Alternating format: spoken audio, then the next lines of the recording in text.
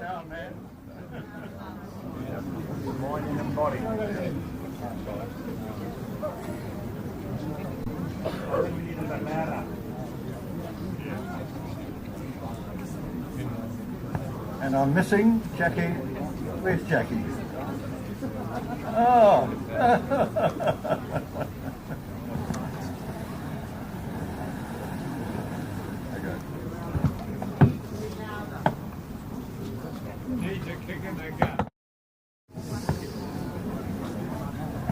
We'll do a finally sound check. How's that?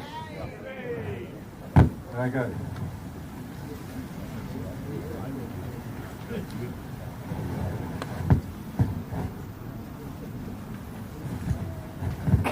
Not a different 24 hours, mate. Wouldn't you all rather be here yesterday? We have a good line, and we're very confident that we'll be able to run today. And you all are as well, and so thank you very much for your attendance. We'll get the official service underway.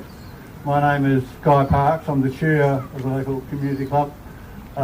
We've had a long association with the Walk with RSA, and we have Murray, who's representing the Walk with RSA today, and welcome along. And we have Tim Holgate from the local board as well, who's been a long time supporter of our service here. So, and we have all our local residents, and do we have anybody who's the first time? Never been here before? Wow, look at all these kids. And thank you very much. And that's really important. The preschool have been baking brownies, so if you go up to the bowling club this afternoon, you may be very lucky. They're rationed because it's wartime, but you may get a brownie put by the preschool. So make sure you get up to the RSA after the trip. And we've got the school represented today as well, and they will be they'll be making wreaths and they'll be laying wreaths later on.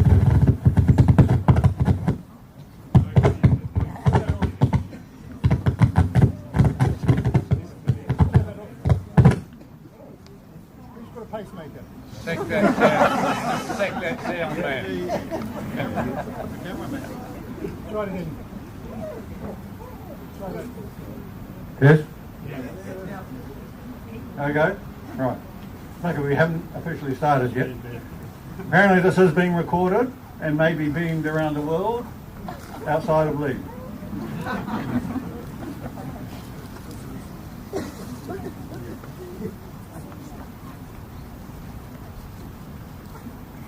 On this day each year, New Zealanders and Australians gather to honour the men and women of our nation who did not return from the battlefields of the Great War, the Second World War, Korea, Malaysia, Vietnam and Afghanistan. We acknowledge their sacrifice and the men and women who served with them. We dedicate ourselves again to the ideals for which they died.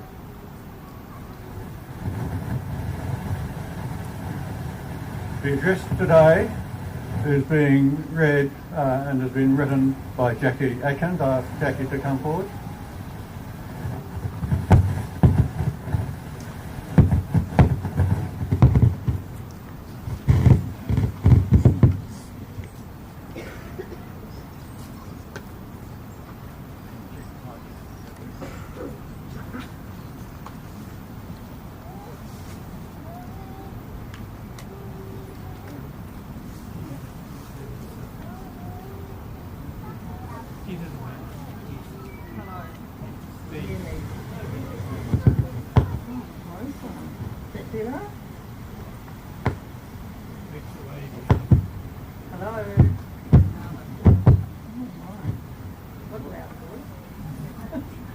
Can you hear me? Yeah. Good morning.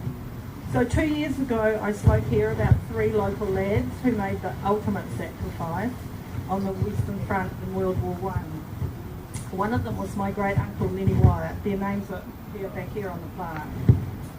Today I want to talk about another son of Leigh, and that's Lenny's elder brother, my grandfather, John Charles Edgar Wyatt, who served in both World War I and World War II.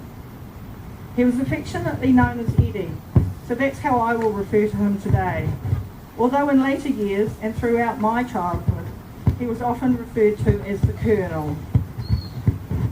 Eddie was born here in Leigh, July 1891, the eldest of 4 children. His great-grandparents, grandparents, father and other family members emigrated together from England and settled in Leigh in 1863. Eddie attended the local school until age 13. Then he worked on the family farm. A keen sportsman, he played tennis, hockey and cricket for Omaha.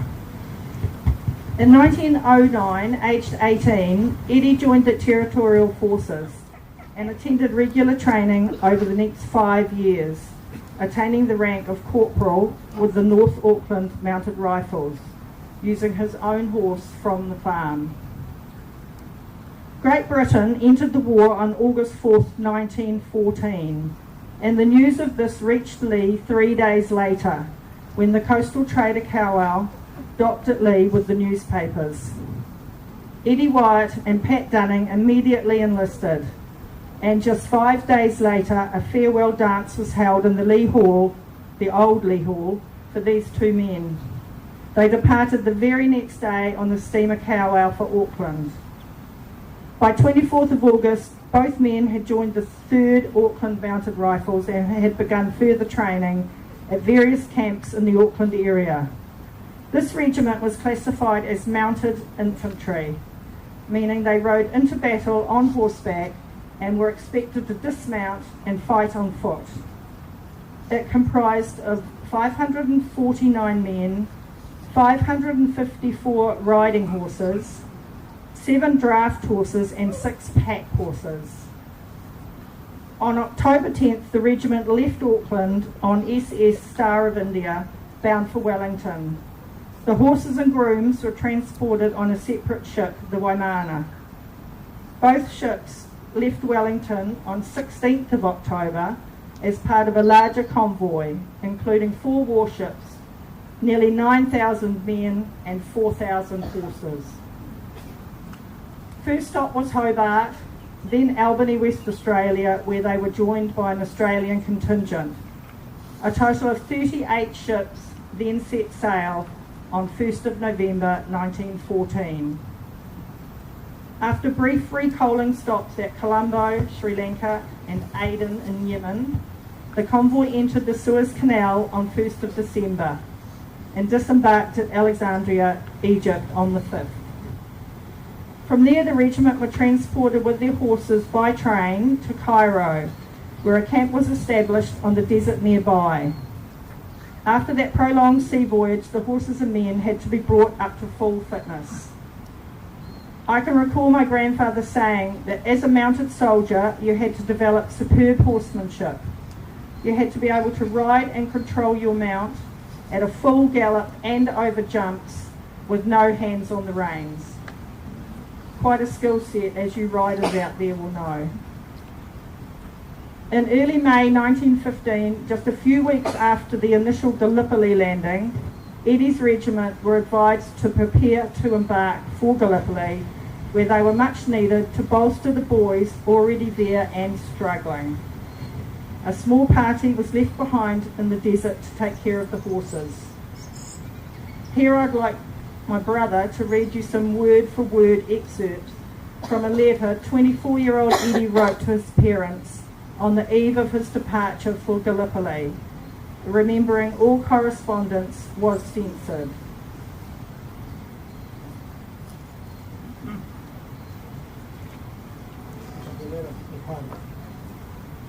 We have got word that we are wanted to reinforce our boys at the Dardanelles, so we are ought to do our share for the country we love in perhaps less than 24 hours. Do not think that I am doing more than you are, because it is harder to stay home and watch than for me here with excitement to bear me up.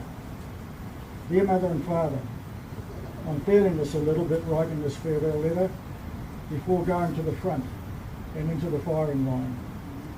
However, I hope to be in the taking of the big hill they talk so much about. I think this is all I can or need to say. Well, dear parents, I know what your prayers will be. May they be answered. From your loving son, Eddie. Would you close with wonderful kisses? On 12th of May, the regiment landed at Anzac Cove and commenced to relieve the existing forces on the front line. Repeatedly, they moved from front and rear positions and were involved in many skirmishes over the following 7 months, including the Battle of Chunuk Bair and the fight for Hill 60. The regiment suffered huge losses and casualties, 202 men killed and 316 wounded, almost 2/3 of the unit. Eddie was one of the few who escaped unscathed physically. However, I'm sure it took a high toll mentally. In a letter home at the time, he mentioned 5 days of snow and freezing temperatures. Relieved of duty at Gallipoli, they returned to their original camp in Egypt, reunited with their horses, and further training ensued to get their mounts fully fit for action. During his stint in Gallipoli, Eddie was promoted to sergeant. The regiment was then moved forward to help with the defence of the Suez Canal from Turkish attack. This was a vital transport route for Allied shipping and needed to be secure. High Command decided to use mounted regiments to drive the Turks back across the Sinai Desert to Palestine, thereby relieving the existing garrison of British troops guarding the canal to be deployed back to the Western Front. This mounted operation became known as the Sinai Campaign, a much lesser known part of World War I. It comprised of approximately 1,800 men from the New Zealand Mounted Regiment, the Australian Light Horse, and a British Mounted Regiment known collectively as the Anzac Mounted Division. There were immense challenges posed by the unforgiving desert environment. Searing heat by day, freezing temperatures by night, sandstorms, and the eternal search for water for both horses and men. It was particularly hard on the horses, having to trek long distances in soft sand, carrying soldiers with full kit. Your horse was your closest and best friend. Your life depended on your horse. Eddie and his group were involved in numerous skirmishes with the Turks as they progressed northwards across the desert. And one of them, Eddie's commanding officer on the day, was struck by an enemy bullet on his helmet, which rendered him unconscious. Under intense enemy rifle fire, Eddie managed to grab Captain Aldred, get him across his horse's saddle, and retreat to safety. For this gallant action, Eddie was mentioned in dispatches. Other local men in Eddie's regiment were Pat Dunning, Charlie Whittaker, Nick Tomlinson, and Fred Dill. On 8th of August 1916, Eddie's troop took part in the Battle of Bir el Ab. Here they were totally outnumbered by some 3,000 Turks. This encounter extended into the following day, on which Eddie received a bullet wound to the lower leg. The entire regiment was forced to withdraw with the loss of 12 dead and 21 wounded. After a stay in hospital in Alexandria, Eddie returned to the regiment on their advance to Palestine. He was involved in the action several more times in the taking of El Arish, Magdaba, and Rafah. Of the thousands of fine horses taken from New Zealand for this campaign, none but a couple were allowed to be taken home. So rather than leave mounts to the Arabs to be hitched to a cart and maltreated for the rest of their days, they chose to humanely shoot them. Eddie's Sinai campaign ended in May 17 when he was nominated for a commission and to attend officer training at Balliol College, Oxford, England. He has now been away from home 2 years and 9 months, and despite writing home pleading for his brother Lenny not to enlist, Lenny has signed up, completed training, arrived in England in March, and soon to be sent to the Western Front. Several attempts for the brothers to meet up proved futile, and upon completion of his course on 30 of October, with the rank of second lieutenant, Eddie was given leave to return to New Zealand. Before departing, he left a warm coat for Lenny in a secure locker in Euston Station, London, and posted Len the left luggage ticket with a letter expressing his disappointment at not seeing him. He arrived back in Leigh on the 8th of January 1918 to a very welcome homecoming, but also to hear the sad news that his brother had been killed at Passchendaele on November 25th, 9 days after the SS Rohini departed Liverpool. After a short leave, Eddie spent the rest of the war stationed at Trentham Military Camp, training new recruits for active service. During this time, he married his childhood friend, Ivy Dunning. In the period between World War I and World War II, Eddie maintained his territorial service as commanding officer of the Auckland Mounted Rifles. He also continued to study for higher promotions, attaining the rank of Major in 1931 and Lieutenant Colonel by 1934. By now he had a family of 4 sons and 1 daughter. During this period between wars, Eddie kept a well-stalled horse for his mounted rifle duties, and I can recall my father saying that him and his brothers were forbidden from riding this mount in case they taught it any bad habits, as boys would, especially those boys. At the outbreak of World War II, Eddie was appointed to a variety of duties on the home front, including Zone Commander, Zone 3B. All his 4 sons served in World War II, 3 of them overseas. Eddie lived out his days here in Leigh, working in the sawmill and on the farm, serving this community in numerous ways. He passed away in February 1982, aged 90. Thank you for your life of service, Grandpa. We will remember them.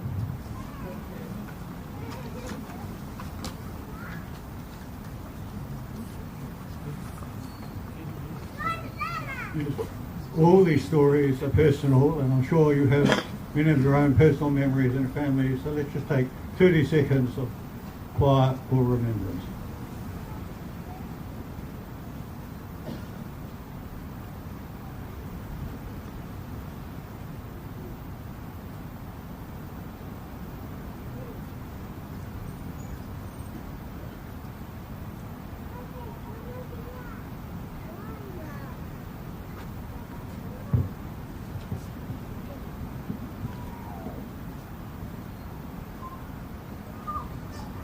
Alright, we'll move into the laying of the wreaths, and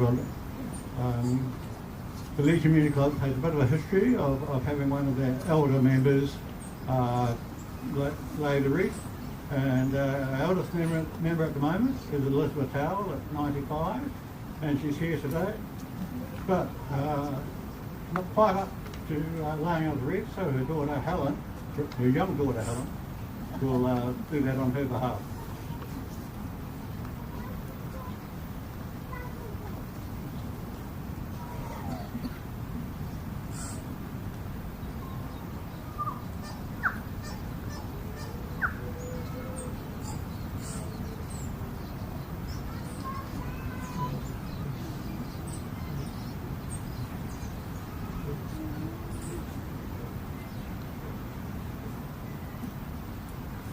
And we could have a member of the Leigh Volunteer Fire Services laying the wreath come up, and they'll be followed by the Rodney local board member, and which is Tim Holgate, and then Walker Tarate Murray.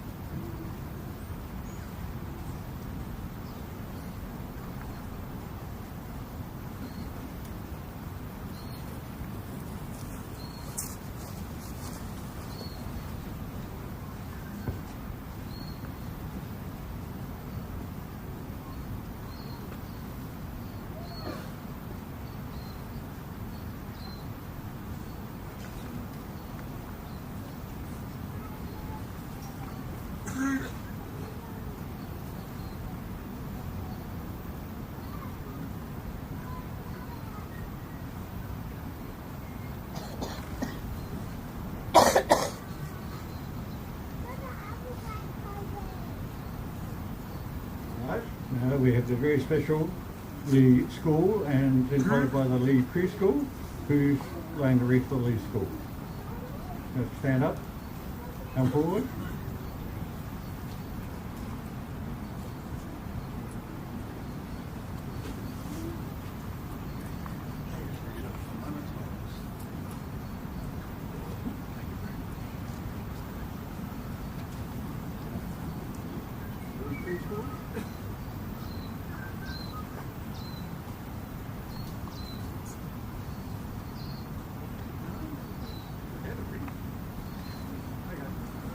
Let's open up to members of the public. Anybody who'd like to lay a wreath or...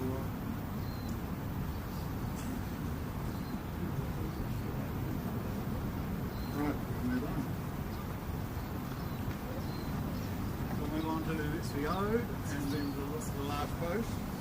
And the lower and raise to stand when we get the last post.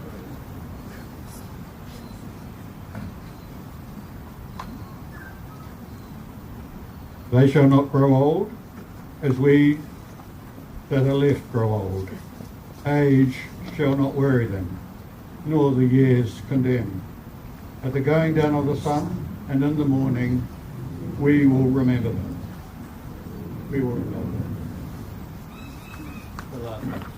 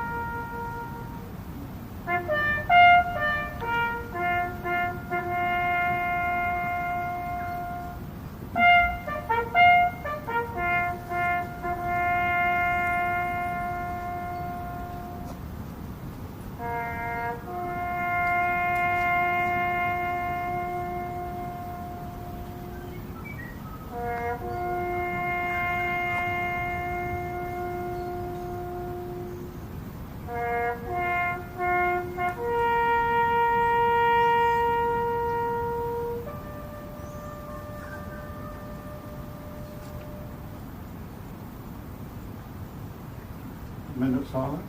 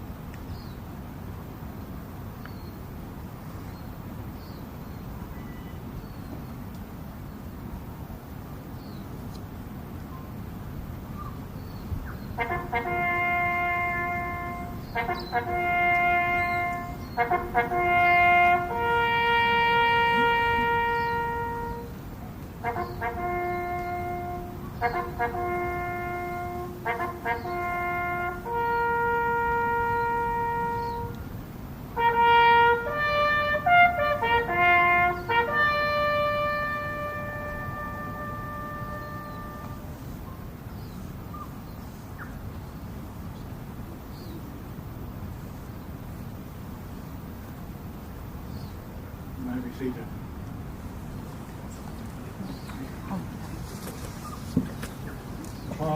As a poem by John McCrae in Flanders Field.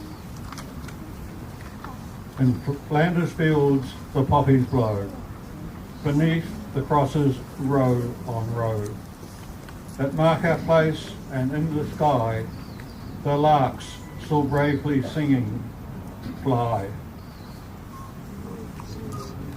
Scarce heard and amid the guns below, we are the dead. Short days ago we lived, got dawn, saw sunset glow, loved and were loved, and now we lie in Flanders Fields.